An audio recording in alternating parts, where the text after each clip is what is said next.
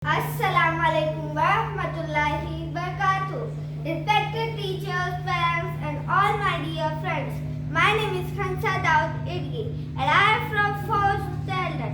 When we think of freedom fighters, we usually are of thinking Gandhiji, Nehru, Netaji or Bhagat Singh. We not just respect to any of these people.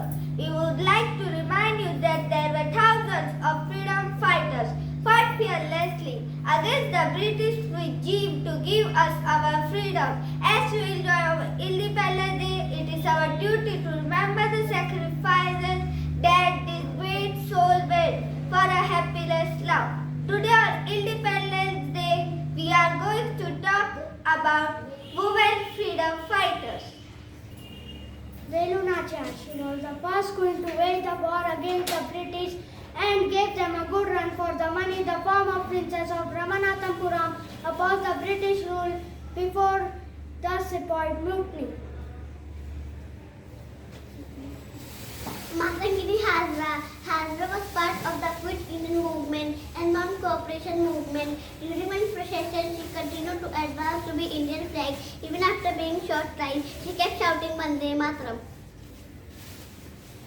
Begum Hazrat Mahal, she was a vital part of the 1857 Indian rebellion. After her husband Nawab of Awadh Ali was exiled, she took charge of Awadh and even seized control of Lucknow during the rebellion against the British East Indian Company. Later, Begum Hazrat had to retreat to Nepal where she died.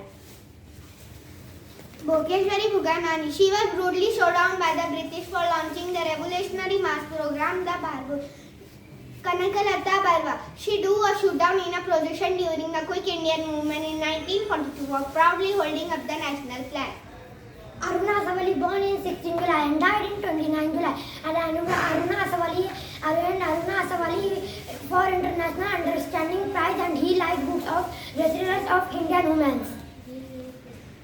Shri Kaiji Kama. Although there are numerous roads and buildings named after her around the country, only a few knows who she was and what she did. Not only the part of the Indian independence movement, she was also a figure for gender equality. She donated her most of her personal effects to an orphanage for girls. She also unfurled for the Indian flag and independence movement at Stuttgart in Germany in 1907. Tara Rani Srivastava, along with her husband, she led a procession in front of the Siwan police station.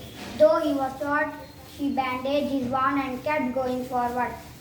By the time she returned, he died. However, her will to go on was stronger still and she continued to fight with holding flag high.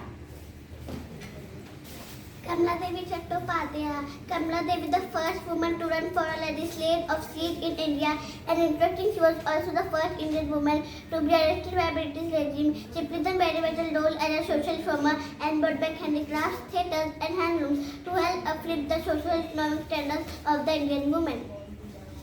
Rajkumari Gupta, she and her husband worked with Mahatma Gandhi and Chandrasekhar Azad. She played crucial role in Kakori case as well. She was in charge of supplying revolvers to those involved in the operation. Rajkumari hid the firearms in her garments and went to deliver them with her 3-year-old son alongside. Ironically, though, on being arrested, she was disowned by her own marital home. It is hard for most of us to even imagine these kind of sacrifices.